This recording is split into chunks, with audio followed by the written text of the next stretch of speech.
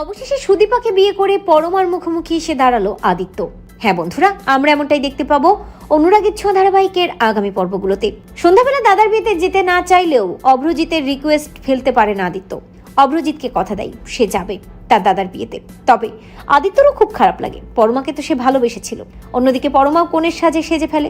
পরমাকে ছাদনাতলায় নিয়ে যাওয়া হয়, বিয়ের তোড়জোড় শুরু হয়ে যায়।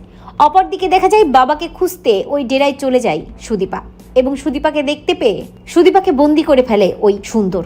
সব বিয়ের ব্যবস্থাই করে ফেলে সে, জোর করে ব্ল্যাকমেইল করে সুদীপাকে বিয়ে করার জন্য উঠে পড়ে লাগে ওই সুন্দর। বাবাকে বাঁচানোর জন্য কোনো উপায় না পেয়ে সুদীপা ছাদনাতলায় বসে পড়ে।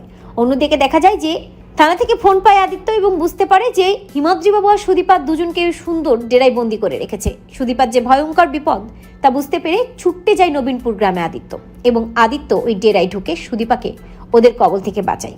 যেহেতু ওখানে বিয়ে চলছিল তাই মারামারির একটা পর্যায়ে আদিত্যর হাত থেকে সিঁদুর সুদীপার সিঁথিতে পড়ে। আদিত্য আর সুদীপার বিয়ে হয়ে যায়।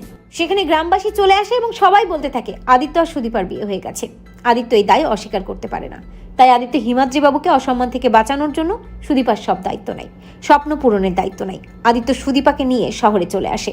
অপরদিকে ছাদনাতলায় অভ্রজিতের সাথে পরমার বিয়ে হয়ে যায়। সিঁদুরদান সম্পন্ন হওয়ার পর আদিত্য সেখানে সুদীপাকে নিয়ে হাজির হয়। আদিত্যর পাশে নতুন বউকে দেখে চমকে যায় পরমা, চমকে যায় গায়ত্রী চৌধুরীও। তো বন্ধুরা, তোমরা এটা চাও তো যে এভাবেই যেন আদিত্য সুদীপাকে নিয়ে পরমার সামনে হাজির হয়? কমেন্ট করে জানাতে ভুলো না।